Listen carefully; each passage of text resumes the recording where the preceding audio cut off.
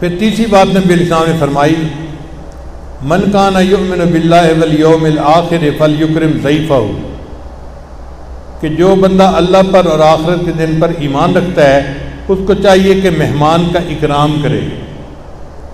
مہمان کا اکرام کرنا، اس کا حکم بہت تاکید کے ساتھ آیا ہے، اور مومن کو چاہیے کہ اکرام ضرور کرے۔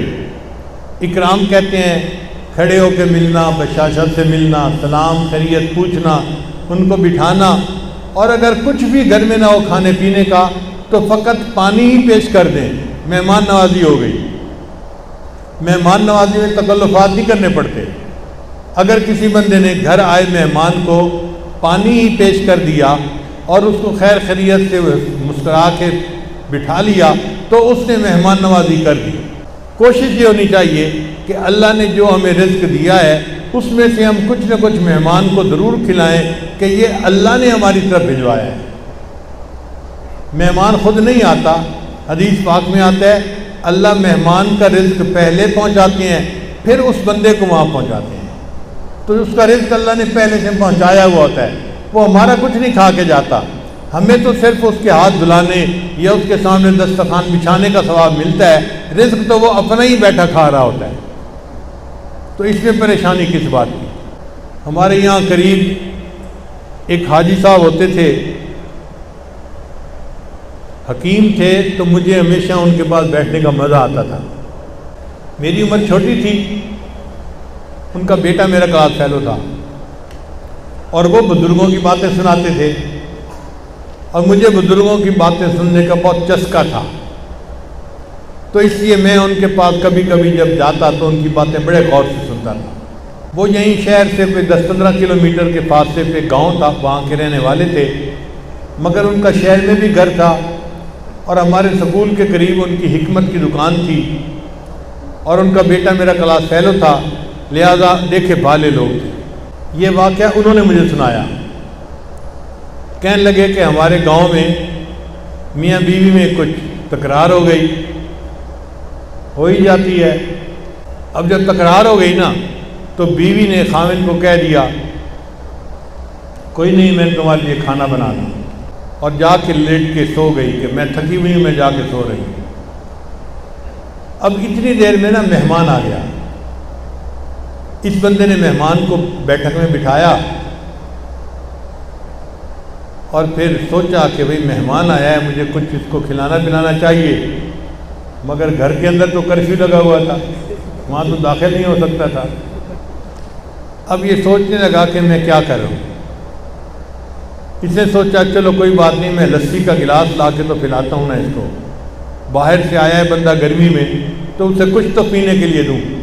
تو یہ نیت لے کے اٹھا کہ میں اندر جاتا ہوں اور لسی کا گلاس لاتا ہوں اور اس کو پلاتا ہوں۔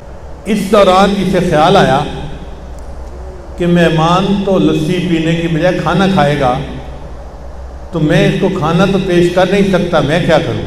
تو اس کے ذہن میں خیال آیا کہ چلو بیوی کا تو موڈ آف ہے، سامنے والے پڑوسی ہمارے بہت محبت کرنے والے ہیں، میں ان سے ایک ریکویسٹ کر دیتا ہوں کہ کھانا وہ بنا دیں۔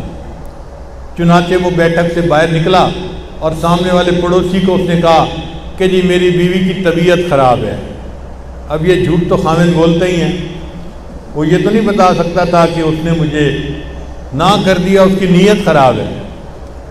کہتے ہیں جی اس کی طبیعت خراب ہے اور میرے گھر مہمان آ گیا ہے، اور اگر ایک مہمان کا کھانا آپ بنا کے دے دیں تو آپ کی مہربانی ہوگی۔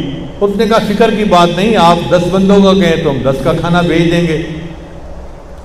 چنانچہ وہ چلا گیا گھر کہ میں ان کو ایک مہمان کا کھانا بھجواتا ہوں، اور یہ بندہ اندر آ گیا گھر میں لسی لینے کی نیت سے۔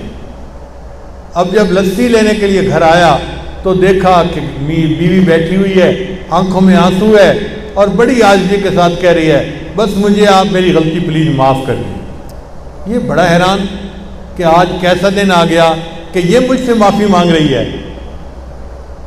تو اس نے کہا کہ کیا ہوا، تم رو کیوں رہی ہو؟ کہتی ہو بس پہلے مجھے معاف کرو پھر میں تمہیں بتاتی ہوں۔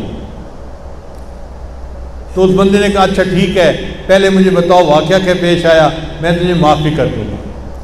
تو اس عورت نے بتایا کہ جی جب میں نے آپ کو کہا کہ نہ آپ کے لیے کھانا ہے نہ آپ کے مہمان کے لیے، میں تو جا کے سو رہی ہوں تھکی ہوئی۔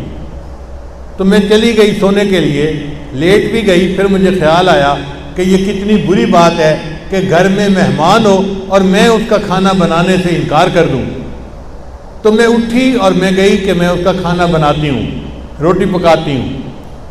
جب میں روٹی جو آٹے کا بوری والا کمرہ تھا نا اس میں گئی تو میں نے دیکھا کہ ایک سفید داڑھی والا بندہ ہے، وہ وہاں سے آٹا نکال رہا ہے۔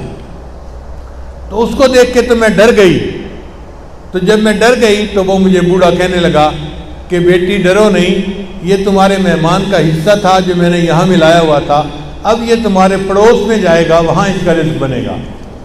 تو مجھے اس وقت سے پچھتاوا آ رہا ہے کہ میں کتنی بدبخت ہوں کہ میں نے مہمان کے کھانے سے انکار کیا اور فرشتے نے میرے گھر سے آٹا نکال کے ہمسائے کے گھر میں پہنچا دیا۔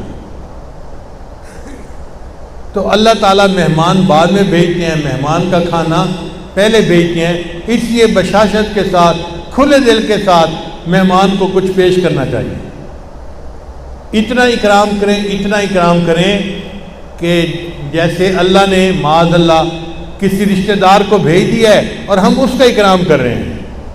اللہ کا کوئی رشتہ دار تو نہیں ہے، نہ کوئی اللہ کا بیٹا ہے، نہ اولاد ہے۔ اللہ تو اس سے سب سے جو ہے وہ بلند و بالا ہیں، مگر اکرام بندہ ایسے کرے کہ جیسے اللہ کی طرف سے کوئی خاص بندہ آ گیا ہے اور مجھے اس کا اکرام کرنا ہے۔